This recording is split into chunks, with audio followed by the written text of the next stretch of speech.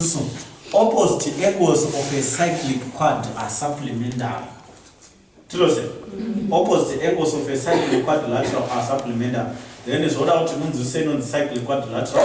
When you say a cyclic quadrilateral, we are talking of a quadrilateral. Quadrilateral means any shape with the four sides or four vertices. Right? A cyclic quadrilateral is all vertices at the circumference. How to get them? All vertices of a cyclic quadrilateral lie on the circumference.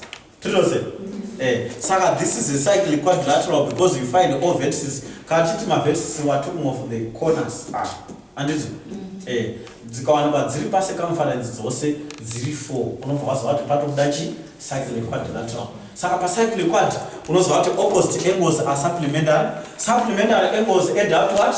180. So we are saying this angle and this angle should add up to 180. So if this is 28, it means this one is also 28. And you add 28 to 28 to get 56. You subtract from 180 to get this angle. What is 180 minus 56? What is 180 minus 56? 124. So it means the whole of this angle is 124 degrees altogether. So I will subtract 90 from 120 to get this one. I mean, the whole of this angle they attack and it is 124 degrees. So 121. But can order arc 124 minus 90 and it only go 34. Saka 34 plus 90 do ya triple do 124 altogether. Taiwan chance of the opposite angles of a cyclic quad are supplementary. That is the add up to 180. In other words, tatongo pindam cyclic quad and because pamusara one theorem is cyclic quad. Chitangwanyora with opposite angles of a cyclic quadrilateral are supplementary. Opposite angles of alright, cyclic quad. Define a cyclic quad. What is a cyclic quad? Cyclic quad. Quad is a short form of quadrilateral. Altogether. So we are talking of quadrilateral. Cyclic quadrilateral. Cyclic quadrilateral. Right. Cyclic quadrilateral. And what is a cyclic quad? Any quadrilateral, right? Any quadrilateral with all vertices. Any quadrilateral with all vertices. Any quadrilateral with all vertices on the circumference. Any quadrilateral with all vertices on the what? Circumference. Any quad with all vertices on the circumference. Do you have to note cyclic quadrilateral? Altogether. Yes. Any quadrilateral with all vertices on the circumference. So this quadrilateral in A, B, about A, B, C, D. It means both all A, B, C, and what? And D lie on the circumference. So we call that a cyclic quad. And it. Cyclic quads, Tatisus opposite angles are supplementary. Theorem number 1. Opposite angles of a cyclic quad are supplementary. Opposite angles of a cyclic quad are supplementary. What i.e. what that is. Opposite angles of a cyclic quad are supplementary. i.e. they add up to 180 degrees. They add up to 180 degrees. They add up to 180 degrees altogether. So to opposite angles of a cyclic quad are supplementary. They add up to 180 degrees. Right. Theorem number 2 on that. 2 about a cyclic quad. The exterior angle. The exterior angle of a cyclic quad. The exterior angle of a cyclic quad is equal to the interior opposite angle. Saka was saying the exterior angle of a cyclic quad is equal to the interior opposite angle. All together. Saka panapa, when this one is 62, all together. The exterior angle, we find it when we produce a side. You are by children and all together. Right? When we produce BA, maybe to what? 30A, B, C, D. When we produce BA, maybe to E, it becomes BAE as a straight line altogether.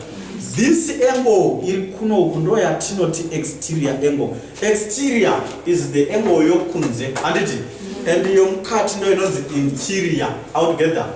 The outside angle is the exterior angle, while the inside angle is the interior angle altogether.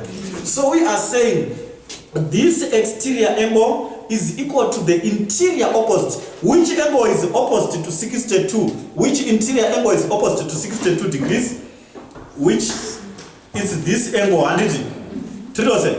Saka, alright, what angle is this? It's one what? 118 degrees altogether. So it means this C is also 118 degrees. Because no is opposite to this one. No, the interior, which is opposite to 118 degrees altogether. This is 56 altogether. It is the interior angle, right? It is equal to this line by Chinda. This angle is exterior altogether. It is also 56. The exterior angle of a cyclic quad is equal to the interior but opposite angle altogether. Right, the exterior paraparticle proxy, this one by Chinda, illustrate to this angle. It is the exterior angle. It is equal to the interior opposite, which means this one is also what? 62 degrees altogether. Saka, we are saying the exterior angle of a cyclic quad is equal to the interior what? Opposite angle altogether. Altogether. Right. The exterior angle of a cyclic quad is equal to the interior opposite. Bueller. Tritose. Sure. Right.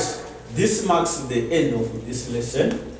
So let me give you a few questions that you are going to do. Right. Zinoka vama theorems osada say that mangwana tetichi famba nebora kuma tangents. After revising this exercise altogether, we started by revising the exercise, then to end up tangents. And tangents of a circle. Topic next lesson after Mangwana, in a chikuwa could devise. We can end up by Mangwana. To now wait questions are cut to side that whoever knows a chance out this in a way to revise a foot. Ngone mkana okudi okuwedzera kudzisisa saka apa ngati noita exercise 14A 14A anditi number 1 D and C. Then number 4, A. Number 4A and B, C, and number 4 you see. Then exercise 14B. Number 2, 3. Then 14C, number 1, 14C number 100, and number 9, dzakadaro.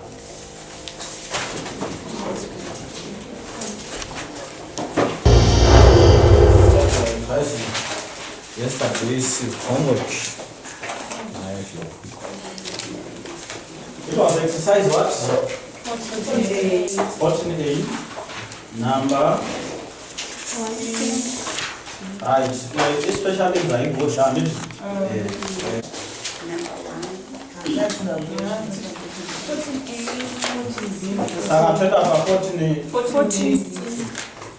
14B. Right, exercise 14B, number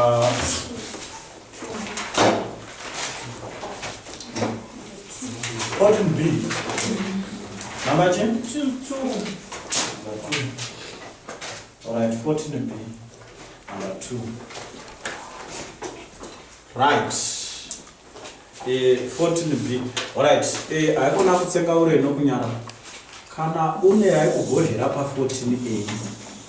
Taura because usati kana mate yanga yakafusa iwodo to zvone ngagodi rekani chimbo zvishimbisawo semunhu mukuru unofana ngokuda pachena ndezve zvinhu zvako zviite plus pane vamwe vanotogona kutoitira ipapo right saka tati 14B tiri kutanga na 14B number 2 handiti number 2 ndidrowe uchiona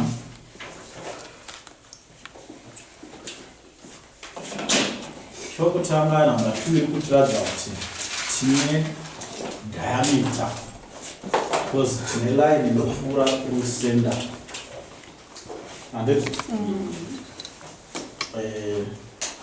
ndobva taita an angle yakasubtendwa nediameter acircumference a code.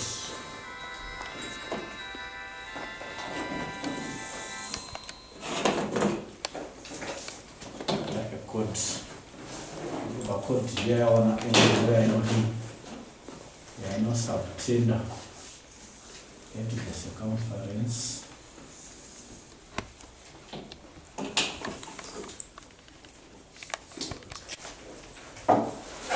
But we couldn't find the letter of the angles in each of the following so where a point O is given, it is the center of the circle. But in any question in a circle geometry, ukamuona pakaiswa O, unoziva kuti O represents the center of the circle. Center O, and it is right. Saka panapa tina center O.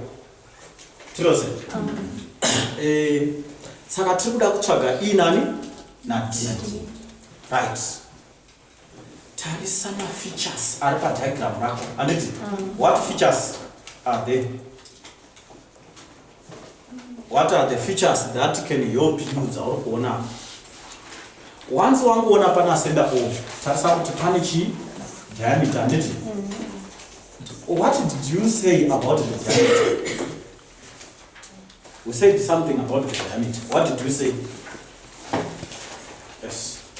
An angle subtended by the diameter is a right angle. The angle subtended by the diameter at the circumference. Do not leave out at the circumference. The angle subtended by the diameter at the circumference is a right angle altogether. So it means this E is 90 degrees. It means E is what? 90 degrees. Altogether. Right, the angle subtended by the diameter at the circumference is 90 degrees. And it is? Right. Saka, kozoya imwe yauri kuona inoshanda theorem ipi? Imwe D, toshandisa theorem ipi kuti tiwane D? Yes, Pamela. Angles on a straight line that are 180. Cannot D. Angles on a straight line that are 180. Tiri kuti D iri mu straight line ipa. From D to E. No, not that way. Mine mataka. Angles subtended by the same chord at the circumference they are. Yes, angles subtended by the same arc or same chord at the circumference are equal. Right? Tine this chord can arc this one altogether. It subtends the angle of 115 degrees at the circumference, and the same arc or the same chord subtends the angle D at the circumference. So it means D is equal to 115. We are saying angles subtended by the same chord at the circumference are equal. Altogether. Right. Any question? Any question? Right. Turn number. Number 9. Exercise 4C. 14C. Exercise 14C. Exercise 14C. Right, pa bukura ndamaka ndaona zvimwe zvakakoneka zviri pa number 1 pa 14C. Ndaona number 1 ine zvimwe zvakakoneka, saka let's start from number 1. Because pa number 1 ndo pane sequogeometry yose papa. Ukaona wanzwisisa number 1 watonzwisisa sequogeometry. Because unochifana kuradza kuti wanzwisisa the word subtends.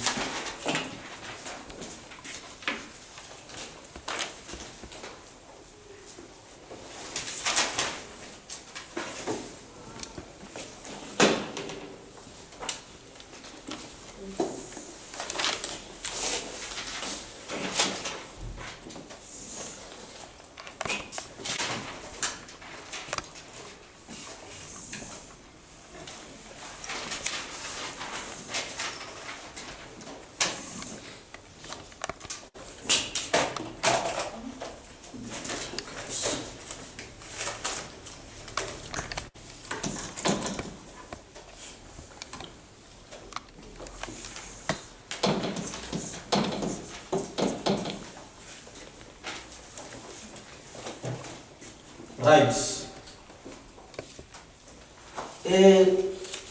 From the diagram, answer the following questions. Which arc subtends angle ABE? Which arc subtends angle ABE?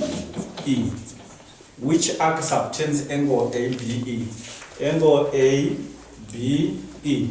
Which arc subtends angle ABE? Arc AE. Right, takati kana ikaona the arc, you can take the first and last letter, they will give you the arc that subtends the given angle altogether. So it's A what? E. AE meaning this arc. Altogether. Right. That's the arc. Shikanzi. Write down an angle equal to ABE. Write down an angle equal to ABE. Which angle is equal to ABE? Sakati not ABE should be equal to. Right. Understanding your good D. What theorem are we using to answer this question? Yeah? Which theorem? With the same chord, you need the circumference are equal. Come again. M chords with the same chord adjusted the circumference are equal. Right. She wanted to say something correct, but she did not say it in a correct manner. What we said? Angles subtended by the same chord at the circumference are equal. Right, angles subtended by the same chord or by the same arc at the circumference are equal. So we want other angles that are also subtended by the same arc AE altogether.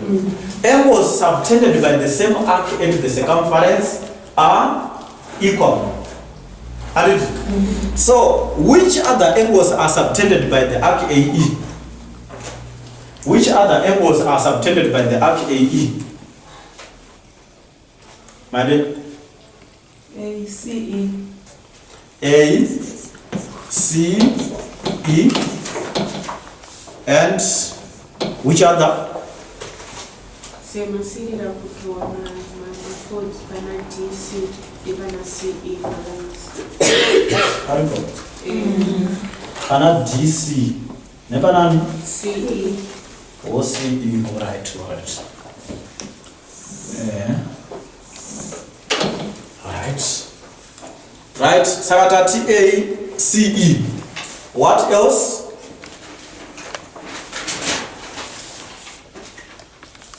Angle ACE. Which other angle is also subtended by AE? That subtends ABE is what? AE. So which other angles are subtended, are also subtended by AE? Which other angles? Yes? Check. ADE. A, D, E. There is no line there. So can't say A, D, E. But you know it, and it. Question any you could write down any angle equal to AB. Saka para do one, and it. Saka para personal line. We don't have to worry about it altogether. Right. Let's go to number 2. This is number 2, number B. And then, which arc subtends angle BEC? Which arc subtends angle BEC?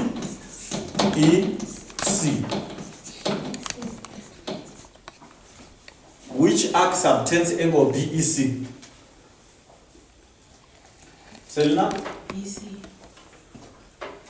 BC. And then, right, at the arc BC. Altogether. Then write down 2 angles equal to BEC. 2 angles equal to BEC. So BEC is equal to 2 other angles. Which other angles are equal to BEC? Which other 2 angles are equal to BEC? Donna? Which angles are equal to BEC?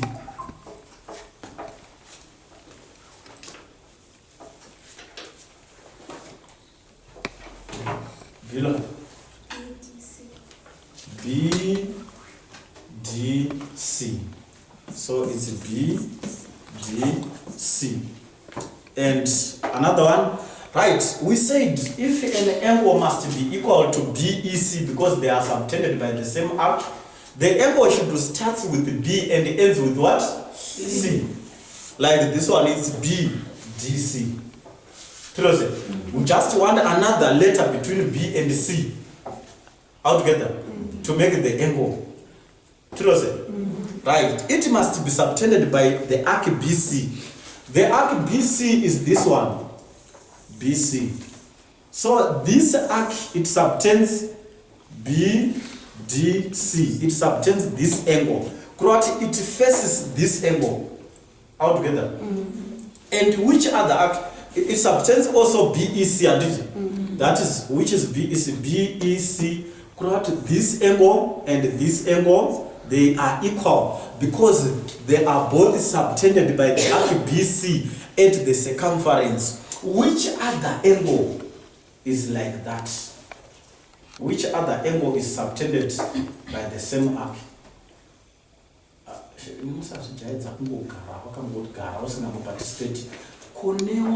Try. That's learning altogether. Kuti ngoti ungouya ungogara, ungobuda, kungogara, ungobuda. Aiwa, tideroso. Konewa awo ndokudzidza kanai. Hakuna nokusora kuti kwaya wazama wakonewa. Iye ndio arechitwa tofu. Anditi simuzaro kuradza kuti kufunga chose, simuzaro wodiwo wozama toku correct. Ukakonewa zvawazama haufa ukazvikonewa futi kana ta correct. Mazvo? That's the good way yokudzidza iwe. Prudence. Right, BAC, this angle. Saka, it's BAC. We are saying the angle should start with B and ends with what? C.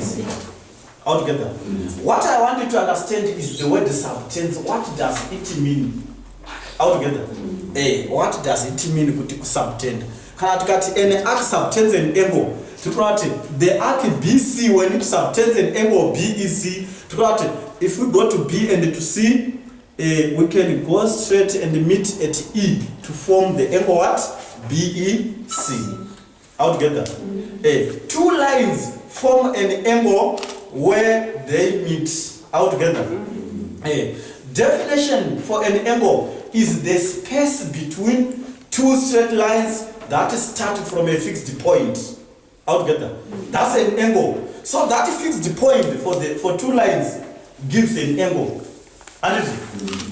So when we say an arc subtended by arc, or an angle subtended by arc BC, you must go to B and to what?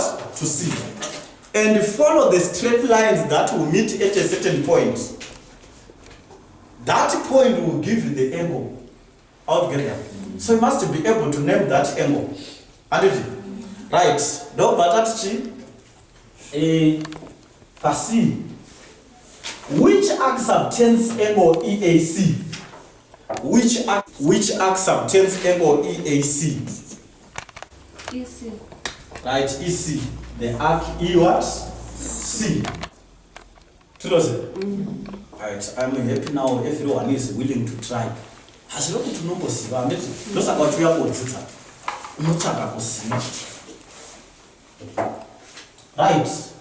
Write down an angle equal to EAC. Write down an angle equal to EAC. Write down an angle equal to EAC. Don't you have to talk about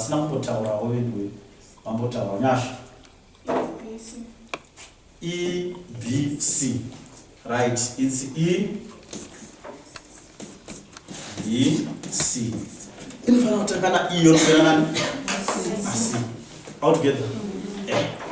A letter is different from a packet. Altogether. Right. Yeah, any question? Right.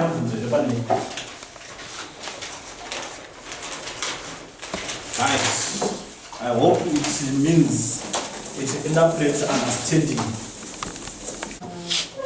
14 and number 4A. Number 4. Okay, let's see number 14A. Exercise 14A, number 4A. Exercise 14A, number 4A. Kuti takai jambi na but kana pale yaona kuti isa jambi na zvakanaka zvikuru. What's the character of jambi roka? Akusi kungwara. Now to make sure kuti mari yako iri kushanda zvinobvisa ndizvo.